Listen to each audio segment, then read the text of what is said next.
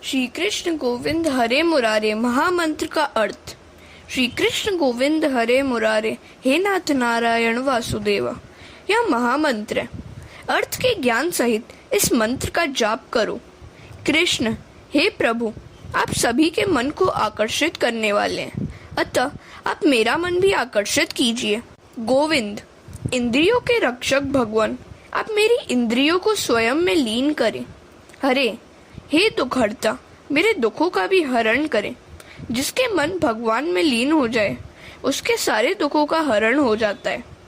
मुरारे, हे मुर राक्षस के विजेता, मेरे मन में बसे हुए काम क्रोध आदि राक्षसों का नाश कीजिए। हे नाथ, आप नाथ हैं और मैं आपका सेवक। नारायण, मैं नर हूँ और आप नारायण हैं। वासुदेव, वासु का अर्थ है प्राण, मेरे प्राणों की रक्षा करें। मैंने अपना मन आपके चरणों में अर्पित कर दिया। दक्ष के द्वारा आदि नारायण की आराधना। प्राचीन बरही राजा के यहाँ प्रचेता नामक 10,000 पुत्र हुए थे। उनके दक्ष नामक एक पुत्र हुआ। प्रजापति दक्ष ने हंस गुह्य स्तोत्र से आदि नारायण भगवान की आराधना की, तो उसके यहाँ हर्यश्व नामक 10,000 पुत्र हुए।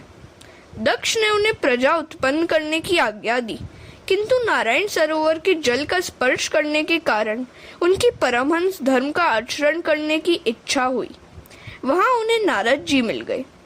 दक्ष के इन 10,000 पुत्रों से नारद जी ने कूट प्रश्न किए। उन प्रश्नों का इन पुत्रों ने उत्तर सोच निकाला।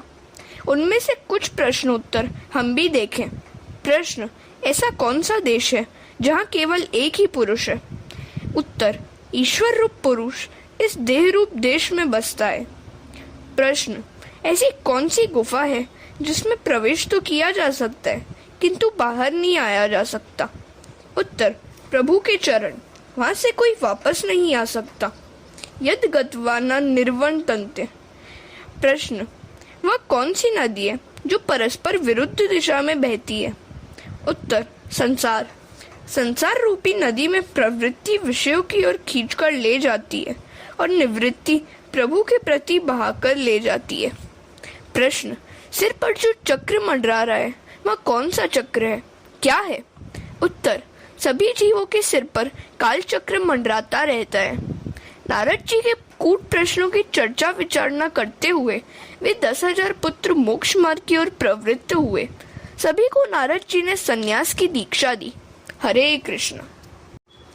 श्री नारद जी के उपदेशों से दक्ष पुत्रों की विरक्ति तथा श्री नारद जी को दक्ष का शाप एवं दक्ष की 60 कन्याओं के वंश का उल्लेख। जब दक्ष के सभी पुत्र प्रवृत्ति मार्ग की ओर से भ्रष्ट हो गए तो उन्होंने 10,000 पुत्र और उत्पन्न किए। वे भी नारद जी के उपदेश के निवृत्ति परायण हो गए। ऐसा होने पर प्रजापति दक्ष ने क्रोधावेश में नारद जी को श्राप दिया कि तुम कभी भी एक स्थान में नहीं रह पाओगे, तुम्हें हमेशा भटकते रहना पड़ेगा। नारद जी ने दक्ष के शाप को स्वीकार किया और दक्ष से कहा, मैं तुम्हें शाप के बदले में वरदान देता हूँ कि तुम्हारे घर बहुत सी पुत्रियां उत्पन्न होंगी, अतः संन्यास उन्हें देने का प्रश्न ही नहीं रहेगा। नारद जी ने दक्ष को आशीर्वाद दिया। जो शाप का बदला आशीर्वाद से दे वही संत है। सहनशीलता का निर्वाह ही साधुता है। सहन करना तो संतों का धर्म है। जड़ चेतन सभी में जो ईश्वर का अनुभव करता है उसके मन में राग द्वेष कभी उत्पन्न नहीं होते। ब्रह्मा ने सभी इंद्रियां बहिर्मुख बनाई हैं। ये इंद्रियां जब अंतर्मुख हो जाती हैं तभी आनंद की प्राप्ति होती है और तभी जीव और शिव का मिलन भी होता है। जब तक भाम्य द्वार बंद नहीं करोगे तब तक अंतस के द्वार खुल नहीं पाएंगे। सुखदेव जी वर्णन करते हैं, राजन, फिर आगे चलकर दक्ष के घर 60 कन्याओं का जन्म हुआ। इनमें से अदिति के घर 12 संतानें हुई। इनमें से एक का नाम था त्वष्टा। इस प्रजापति त्वष्टा के पुत्र उत्पन्न हुआ विश्वरूप। बृहस्पति द्वारा देवताओं का त्याग और विश्वरूप का देवगुरु रूप में वरण। एक दिन जब इंद्र सिंहासन पर बैठे हुए थे तो वहां बृहस्पति आए। अपने और सारे देवों के गुरु बृहस्पति का आगमन हुआ, फिर भी इंद्र ने आसन से उठकर उनका स्वागत नहीं किया। बृहस्पति मान की अपेक्षा रखते हैं, धन की नहीं। ऐसे अपमान के कारण बृहस्पति ने देवों का त्याग किया और इंद्र को श्राप दिया कि तू दरिद्र होगा। संपत्ति के मद में सुध बुद्ध और ज्ञान भान भूला हुआ व्यक्ति दरिद्र होने पर ही सयाना होता है। दैत्यों ने तो इसे शुभ प्रसंग माना और देवों के साथ युद्ध शुरू कर दिया। उन्होंने स्वर्ग जीत लिया। पराजित देवगण ब्रह्मा के पास पहुंचे। ब्रह्मा ने देवताओं को कड़ा उलाना दिया, क्योंकि वह पराजय तो उस ऋषि के अपमान का ही फल था। उन्होंने ऋषि ब्राह्मणों की सेवा करने का आदेश देते हुए कहा, किसी ब्रह्मनिष्ठ ब्राह्मण को गुरु मानकर उसे बृहस्पति का आसन दो। देवों ने पूछा, ऐसा ब्रह्मनिष्ठ ब्राह्मण कौन है? ब्रह्मा ने कहा, प्रजापति त्वष्टा का पुत्र विश्वरूप ब्रह्मनिष्ठ है।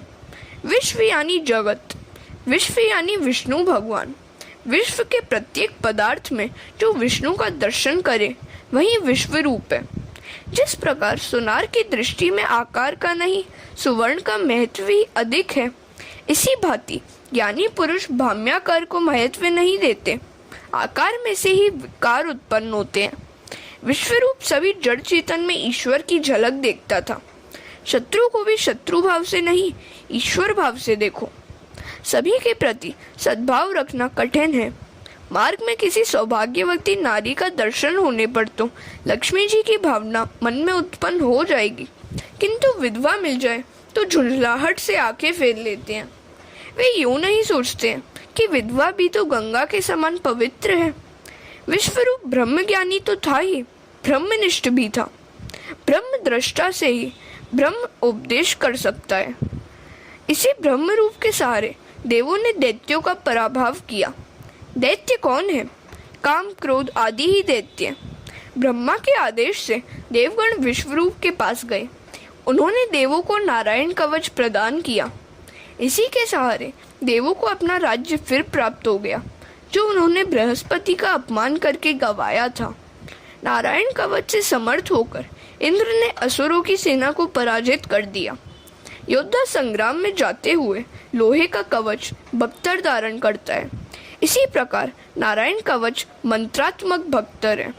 इस मंत्र का जप करने वाले को चाहिए कि वह पहले अड़ंगन्यास करे, करन्यास करे। शरीर के प्रत्येक अंगों का न्यास करके इस मंत्र का जप करना है, जो नारायण कवच कहलाता है। जल के अंदर रहने वाले जलचर जंतुओं से और वरुण के पास से मत्स्य मूर्ति भगवान मेरी रक्षा करें। माया से ब्रह्मचारी रूप धारण करने वाले वामन प्रभु भूमि पर भी मेरी रक्षा करें। आकाश में विश्व रूप त्रिविक्रम प्रभु मेरी रक्षा करें। तेनेव सत्यमानेन सर्वज्ञो भगवान हरि पातु सर्वे स्वरूपेर्न सदा सर्वत्र सर्वगः। यह बात निश्चित रूप से सत्य है। इस कारण से सर्वज्ञ सर्वव्यापक भगवान श्रीहरि सदा सर्वत्र सर्व स्वरूपों से हमारी रक्षा करें। नारायण कवच का यह अंतिम श्लोक महत्वपूर्ण है, याद रखने योग्य है। डर लगने पर मनोद्वेग के समय इसका पाठ करो। मेरे एक ही भगवान अनेक स्वरूप धारण करके क्रीड़ा कर रहे हैं। स्वप्न में से अनेक की उत्पत्ति होती है। स्वप्न का साक्षी कल्पित होता है। जागृत अवस्था में जो कुछ भी दिखाई देता है वह सब एक में से ही निष्पन्न हुआ है।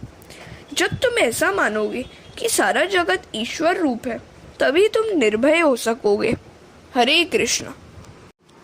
नारायण कवच का वर्णन। नारायण कवच का आश्रय लेकर देवों ने दैत्यों का नाश किया और स्वर्ग का राज्य फिर से प्राप्त कर लिया। विश्वरूप का मातृगृह दैत्य कुल में था। वे सभी में ब्रह्मनिष्ठा रखते थे। राक्षस में भी वे ईश्वर के स्वरूप का साक्षात्कार करते थे। उनका अभेद भाव सिद्ध हो गया था, अतः वे यज्ञ में दैत्यों को भी आहुति देते थे। सभी में मैं है, इस मैं को व्यापक बनाओ। मैं को संकुचित करोगे तो दुखी होगे। विश्वरूप की ब्रह्मनिष्ठा इतनी तो सिद्ध हुई थी कि वे राक्षस में भी परब्रह्म का दर्शन कर लेते थे। विश्वरूप का वध वृत्तासुर द्वारा देवताओं की हार और भगवान की प्रेरणा से देवताओं का दधीची ऋषि के पास जाना।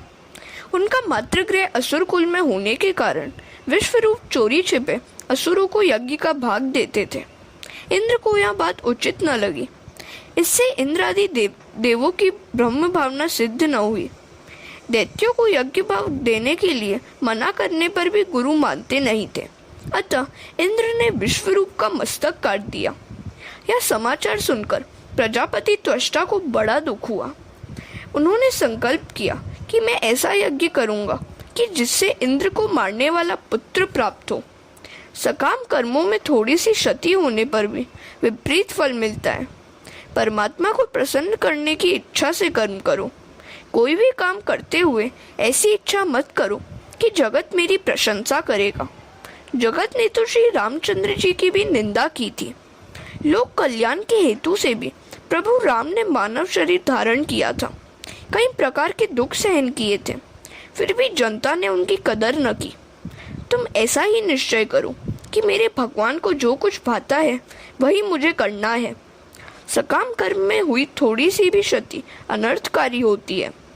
निष्काम कर्म में क्षति क्षम्य है, पर सकाम कर्म में थोड़ी सी भी क्षति अक्षम्य होती है। यज्ञ मंत्र से कुछ ऐसी क्षति हो गई कि इंद्र की हत्या करने वाले पुत्र के बदले इंद्र के हाथों से ही मारा जाने वाला पुत्र उत्पन्न हुआ। मंत्र था इंद्र शत्रु विवर्धस्व, इंद्र शत्रु विवर्धस्व। इस मंत्र को बोलते समय ऋत्विजों ने इंद्र शब्द को उदात्त कर दिया और शत्रु शब्द को अनुदात्त कर दिया। ऐसा होने से शब्दार्थ में परिवर्तन हो गया और परिणामतः इंद्र घातक पुत्र की अपेक्षा इंद्र द्वारा मरने वाला पुत्र उत्पन्न हो गया। यही कारण है कि वेद मंत्र का अधिकार सभी को नहीं दिया गया है। मंत्रोच्चारण या मंत्र पाठ में क्षति होने पर अनर्थ हो जाता है। केवल सात्विक विद्वान ब्राह्मण ही वेद का शुद्ध पाठ कर सकता है। भागवत में कर्म की निंदा की गई है। भागवत शास्त्र में केवल भक्ति की ही महिमा हो और कर्म को गौण माना गया हो, ऐसी बात नहीं है। हाँ, सकाम कर्म को गौण माना गया है। कर्म करते समय एक ही हेतु होना चाहिए, वह यह है कि ठाकुर जी को प्रसन्न करना। यज्ञ कुंड में से वृत्तासुर उत्पन्न हुआ। वह देवों को सताने लगा। देवों के सभी अस्त्र शस्त्र उसके सामने प्रभावहीन सिद्ध हुए। घबराहट के मारे देव परमात्मा की शरण में गए और परमात्मा से प्रार्थना करने लगे। हरे कृष्णा।